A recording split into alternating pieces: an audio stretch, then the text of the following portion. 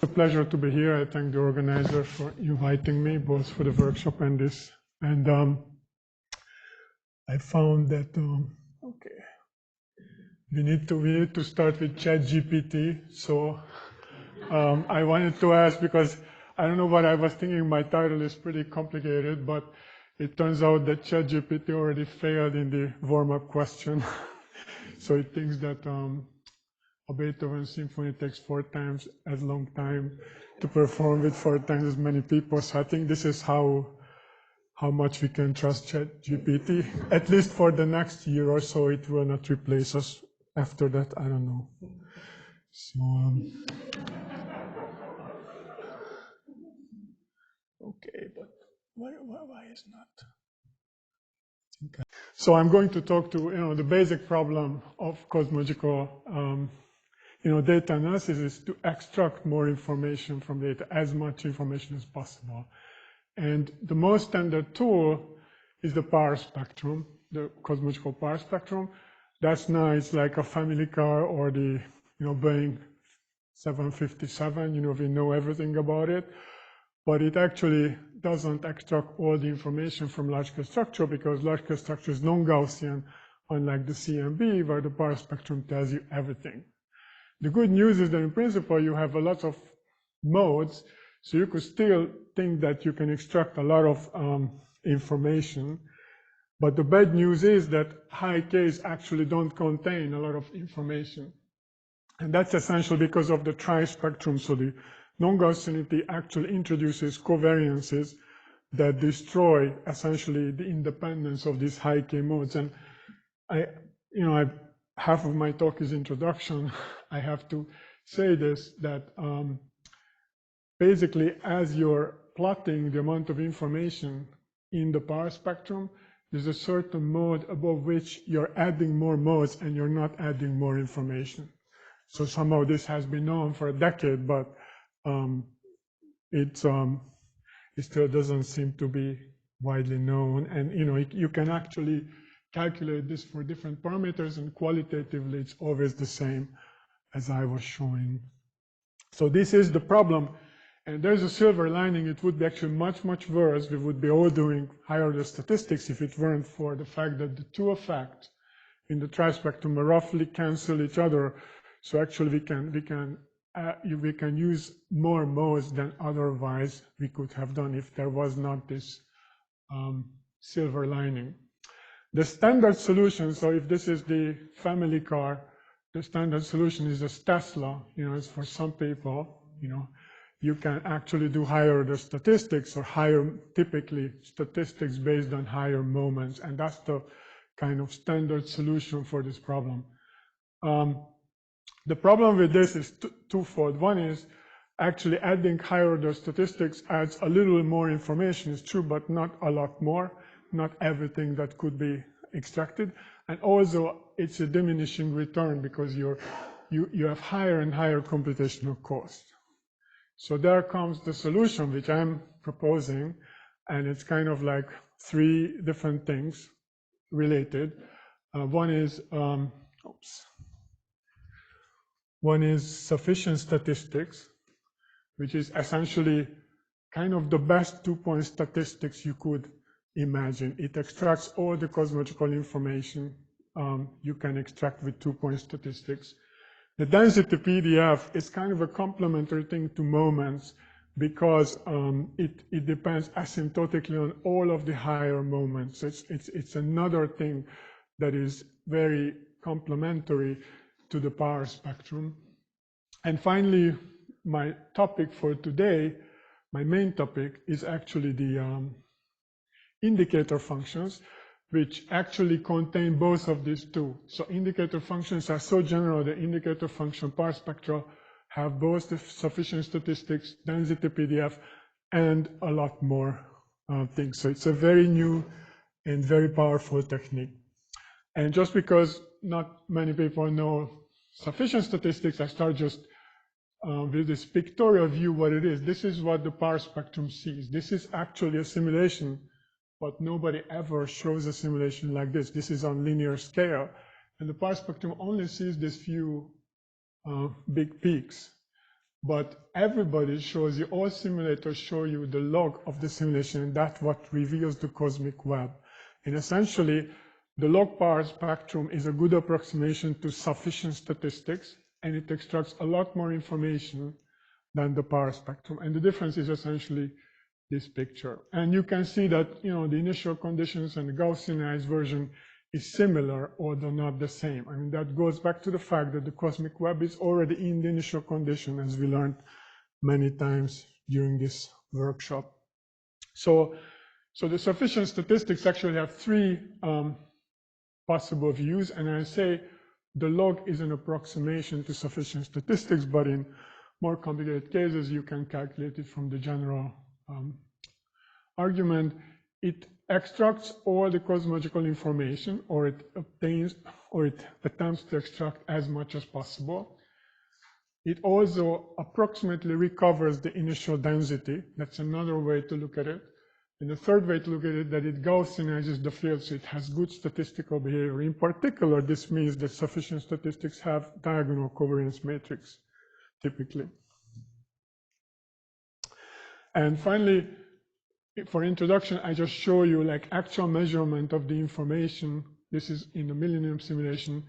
So this is the information curve for 2-point statistics, and this is 2 plus 3-point statistics, but sufficient statistics can do orders of magnitude better than, say, 2 plus 3-point statistics. So that's why you want to go higher. And to actually use sufficient statistics, you need to be able to predict it. And we have prediction methods, and this is not the topic of my talk today, but we can predict the power spectrum of sufficient statistics as accurately as we can predict the power spectrum with CAMB. And similarly, I just show you the PDF. There are several methods now today.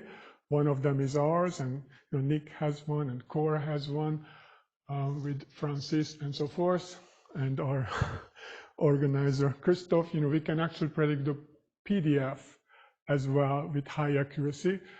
But to actually use the PDF, we need covariance matrices, and this is where the indicator functions actually come in, because essentially you can, I'm not going to be right now too technical, but you can see that if you want to calculate the PDF covariance matrix, then essentially you have to look at the covariance of different levels of a particular simulation, because each PDF bin essentially corresponds to a level in the simulation. This is how we got to essentially these indicator functions. So now formally we can define the indicator functions as a function that is 1 when a particular pixel in your simulation or voxel in the simulation is at a particular level, and 0 otherwise. So you can think of this as we are essentially splitting the density field to different levels, almost like when you look at a map and you want to go and you go higher and higher in your mountain, between the two levels is our indicator function. And you can see that these are exactly the covariances of these different levels that give you the covariance matrix of the PDF. But then we realized, these are much more powerful, than this one application. But to actually calculate the covariance matrix, we have to understand how these indicator functions behave.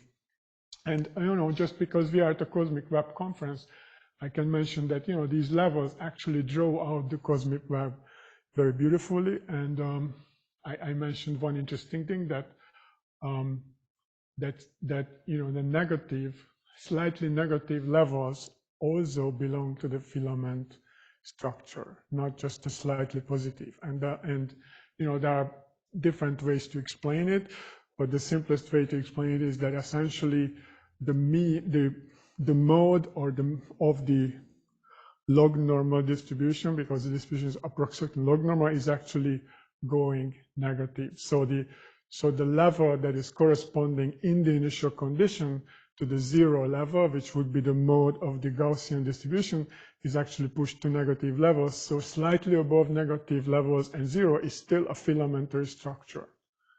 Okay, so that's an interesting side note. So now the interesting thing, I don't want to go through much detail of this calculation, but we can get an initial theory of these indicator functions just from log normal theory. Log normal theory is a reasonably good approximation to the large-scale structure, even though it's far from perfect. But this is a very simple calculation.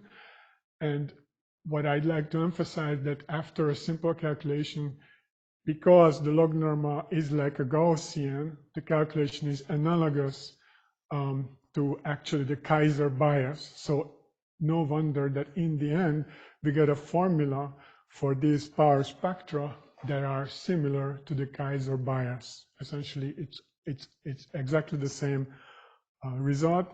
It's not exactly the same calculation because the Kaiser bias is for something above a level, and we are talking about something at a level, but we show mathematically that asymptotically the result is essentially very similar.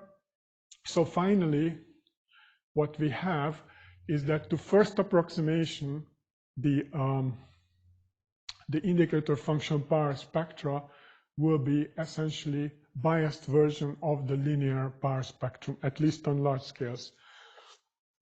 And you can see that this calculation is actually in real space. I only Fourier transformed it in the last step. So this also works for the correlation functions as well. So I don't see a big difference between correlation function and power spectra, but power spectra are easier to plot, and that are the closest to what people often do. And essentially, using this formula, we can actually measure the bias of the different levels, whether it's Kaiser bias or not. And what you find that right around 0, because nu is 0 and the average of the log normal distribution, right around 0, it will not work because this term is actually 0. So you have to go to a next to leading order expansion, which is a little bit more complicated, but it's just as doable. So what we find that, especially when we use the measured power spectrum, our theory is extremely accurate except around this 0 point. And even around the 0 point, this is better approximation, but it's not perfect. So we have actually a fairly good kind of theory of the bias, which is essentially the Kaiser bias in a log normal case for these indicator functions. And by the way, one thing I forgot to mention when I introduced the indicator functions is that it should be clear why from the indicator function power spectrum you can actually recover the regular power spectrum, because we can write delta as the sum of the levels multiplied by delta. So if I have the power spectrum of each level and their cross spectra, essentially the sum of all spectra is the power spectrum. And if I weight those spectra differently, weight with the log of the field as opposed to the field, then I get the log power spectrum. And if I just calculate the average at each level, then I get the PDF. So this is how specifically the indicator functions and the indicator function power spectra actually contain all these previous estimators. And yet we have to calculate them with the exact same algorithm as we did before. So we not only need the bias, we need an actual model for the full power spectrum. And it turns out that the model is this bias times the linear spectrum plus a constant, and this constant can be calculated. And the reason for this constant is that the indicator functions are defined as zeros and ones. So if I square a 0 or square a 1, I get the same thing. So the variance, just like for the Poisson distribution, is kind of analogous. The variance is fixed, and the variance in the linear power spectrum is also fixed. So the difference between the variance, what you have to have, and the variance what you have in the linear power spectrum actually is a constant that you can calculate. And we have kind of a modified theory. If you want to go to larger Ks, it turns out that, linear theory is not always perfect, so we added a phenomenological term. But now we can actually fairly well model all these indicator power spectra. And what it means actually that we have a full theory of the joint PDF, because in some ways you could also think of it as the joint PDF of two cells at any distance from each other. So now we can get all of this. And now this is an interesting first result, which is a reason for this surgical excision of non-linearities, is that for each level, actually, there is a different scale, different K value, to which linear theories say within 1% of what we measure. So we find that for the power spectrum, you have this kind of 0.1 level, but for the indicator spectra, it depends on the level. And here again, at the average of A, where it doesn't work, you actually have a kind of counterintuitively low value of K. It actually never works. And then there is an optimal level for low, and there's an optimal level for high density regions. And at that point, you have still a linear power spectrum with essentially a linear theory and the diagonal covariance matrix. Okay, I don't go through this calculation. You can use this. The original motivation was actually to calculate the covariance matrices for the PDF, and then you can see that when we first applied PDF to measure cosmological parameters from this long-digital sky, so we had to use numerical covariance matrices. But with this theory, we can get beautiful and accurate covariance matrices. So my conclusions are here. I guess, so I introduced this new method, indicator power spectrum, which contains these two very, this is the Formula One car, the sufficient statistics and the PDFs compared to the power spectrum. And this is an even better version of a Formula One car, this indicator spectrum. And they extract a lot more information than P of T, but we use the same code, the same method, and it's still modest resources. If you have 10 levels, for instance, you have to extract 100 power spectrum instead of 1, but you can do it all the same. And actually, linear theory is valid for certain levels up to a much higher K than normally. And we can predict the covariance matrix for the PDF, so we can use PDF for cosmology. And the covariance matrices for these indicator spectra are more diagonal. And later we have to work on bias and redshift distortions, but again, these separating the density levels will help these issues as well, because for instance, higher density levels have finger of God, lower density levels don't, so it will be much easier to model the redshift distortions. You can put arbitrary nonlinear bias model into this, because each level we handle separately.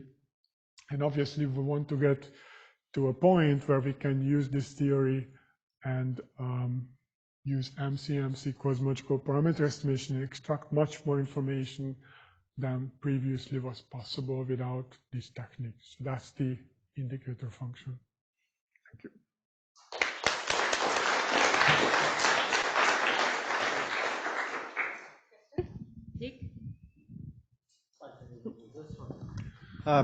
I'm a great fan of what I would take a minus sign and call it a position space entropy, which is how you're doing it. What you're doing, because you can take differences, is excursion sets. It is, yeah, it is. And that's great. But a problem is that there must be some kind of hidden smoothing here, because if you go to a level set, you have all these deltas which are popping up and down, and Yeah. which means that there is nothing smooth about them at all, unless you put some kind of hidden smoothing in this. Yeah, so it's not a hidden smoothing. I didn't talk about it, but I start with a smoothing scale, and then we did all these things because we tested these theories on the Millennium simulation.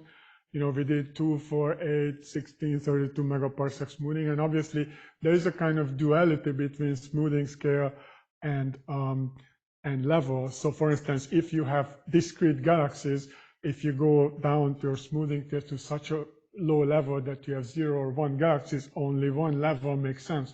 So obviously there is there's this usual problem of statistics, like what smoothing scale is optimal. Like if you over smooth, you lose information. If you under smooth, then you have this kind of Gibbs phenomenon like situation where things are jumping Yeah, up but you and can also down. have it as an advantage, because now you've introduced, apart from the level set, you've also got the renormalization group filter. Exactly. So you actually end up having a much more interesting, complex Yes. So I description totally of the agree. system. Yes.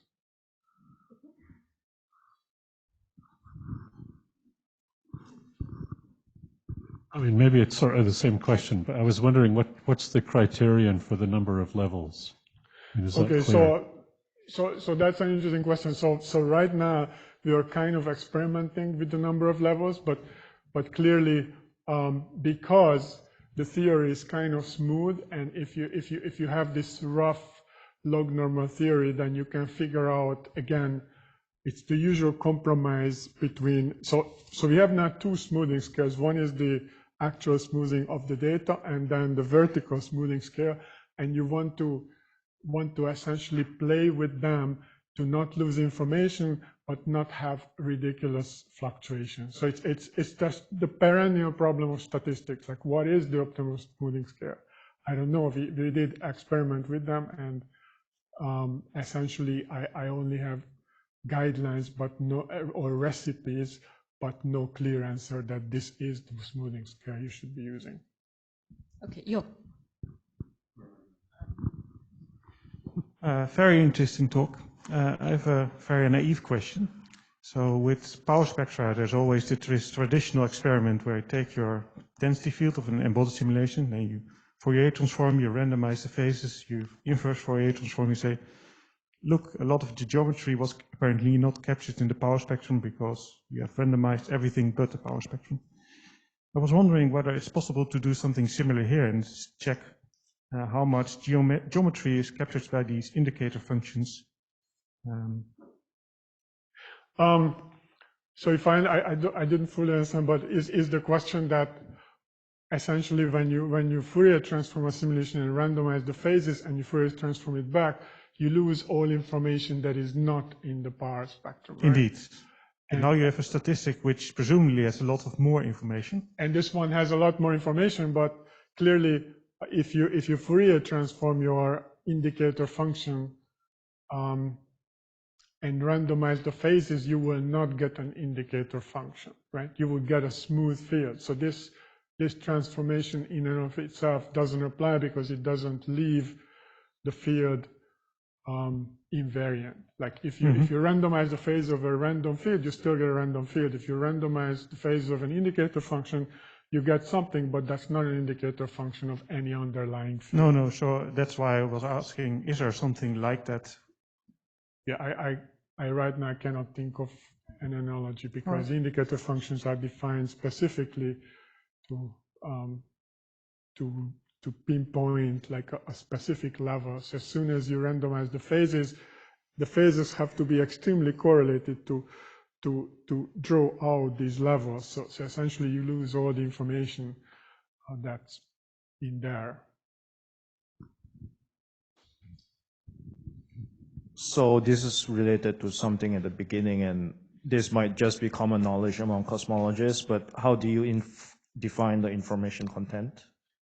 Okay, how do you find the information content? So the simplest everyday definition would be is the inverse of your error bar. That's the kind of normally people define it more formally with Fisher information and so forth, but you can think of it as your inverse error bar. The smaller the error bar, the more information. So I could have the inverse in those parameter spaces like sigma 8. Yeah.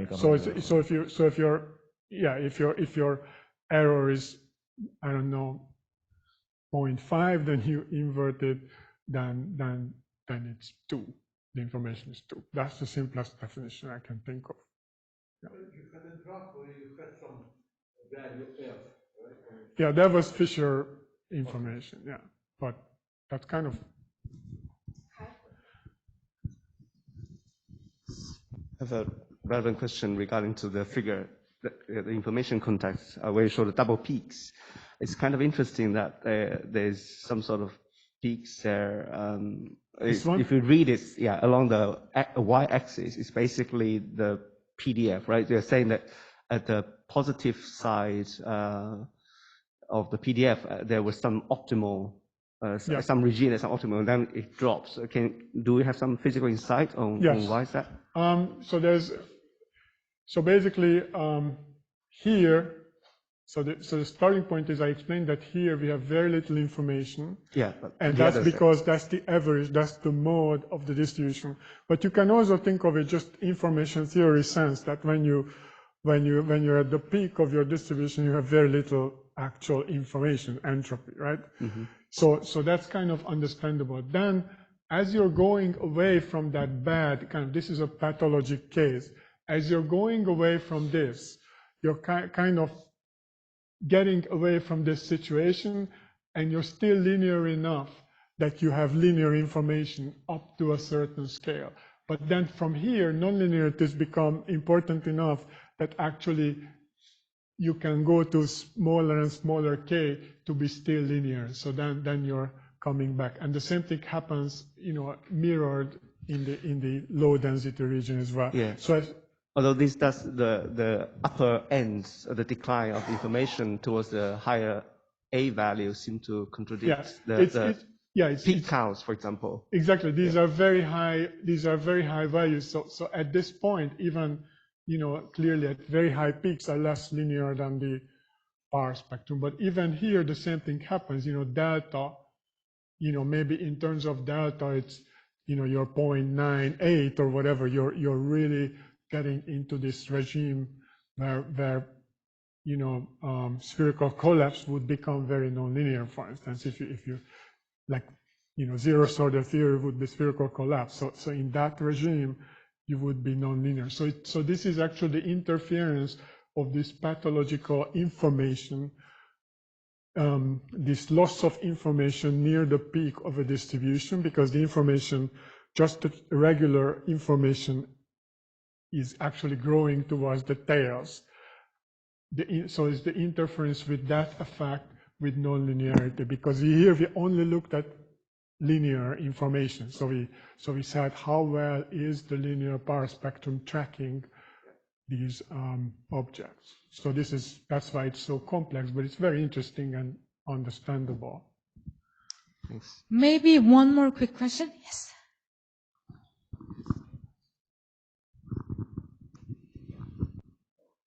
Thanks so much. So I think Daniel Gruen and Oliver Friedrichs and others have been advocating what they call density split statistics, and they've applied it to the dark energy survey.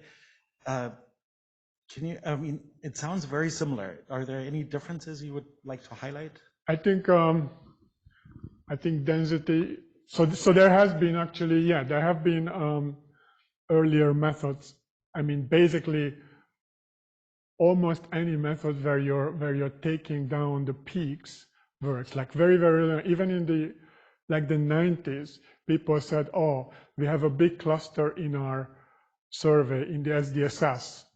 It's a very unlikely cluster. We just get rid of it and we remove it from the survey. We just cut it out, and then our cosmic variance will be smaller. So that's how the whole thing started. And everywhere where you're essentially excising these, actually most of it is excising these very high regions. They are, it's usually lowering the variance. The other thing is there was this clipping, which is kind of technically slightly different because in clipping you're replacing the distribution with the clipped value. Again, that is supposed to lower the variance. And then the log is kind of doing the same. I used to do also, besides log 1 over 1 plus delta, which is very similar, then you can do this whole class of transformations which are very similar. And then the density split is basically very similar to this, but here we are not weighting with the density. This is actually just the positions of the different levels. And from those power spectra, you can reweight in any way you want. In other words, from this, you can calculate any kind of density split statistics if you want, but not vice versa, I think. So this is very general. This is like the most general thing you could do in some sense. Okay, so I believe it's time for a break, and we'll come back 4 p.m. Thank you. Thank you.